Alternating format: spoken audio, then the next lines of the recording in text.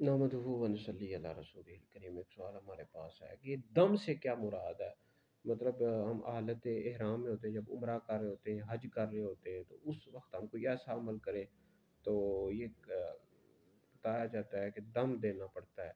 देखिए, दम से मुराद ये है कि आप अगर हालत एहराम में हो और आप कोई ऐसा अमल करें कि जो नहीं करना चाहिए था, हालत एहराम में, उम्रे में हो या हज में हो, तो फिर इसकी फिर बदले के तौर पर दम दिया जाता है, सदक़े के तौर पर। दम से मुराद ये है कि बकरा या बकरी की कुर्बानी देना, या फिर भेड़ की, या फिर गाय, ऊँट का जो सातवां हिस्सा होता है, सातवें हिस्से में से एक हिस्सा ये कुर्बानी करना।